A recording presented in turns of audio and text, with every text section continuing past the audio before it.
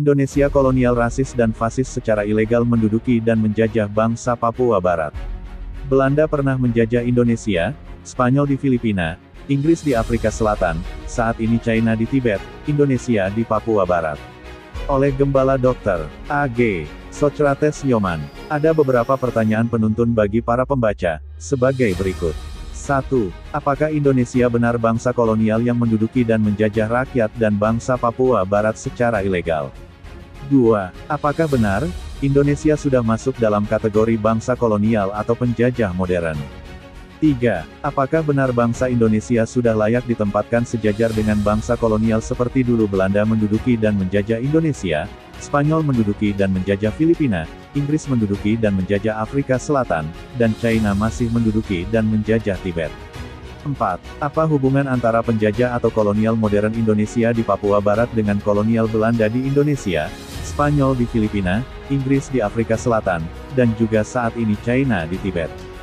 Jawaban dari beberapa pertanyaan ini, saya dengan keyakinan mengatakan, bahwa Indonesia benar-benar bangsa kolonial modern yang menduduki dan menjajah rakyat dan bangsa Papua Barat dengan cara-cara sangat ilegal.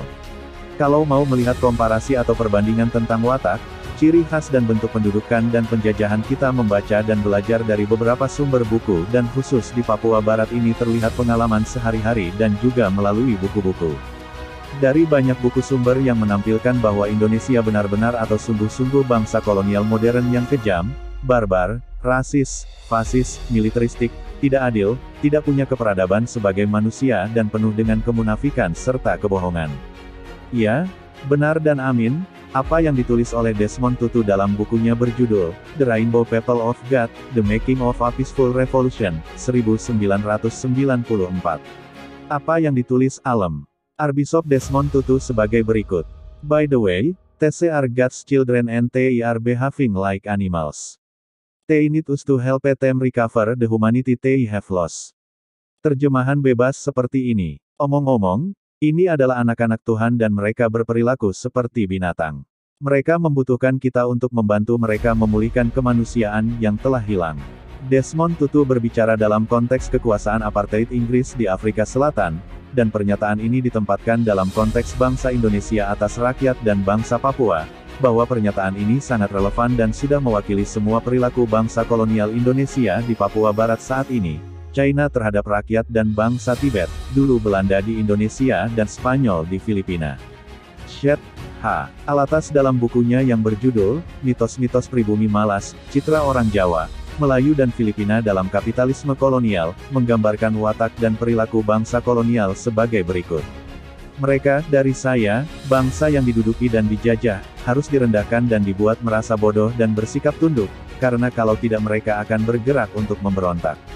Lebih lanjut, penghancuran kebanggaan pribumi dipandang sebagai suatu kebutuhan, karenanya dilakukan pencemaran watak pribumi, 1988 banding 37, 44.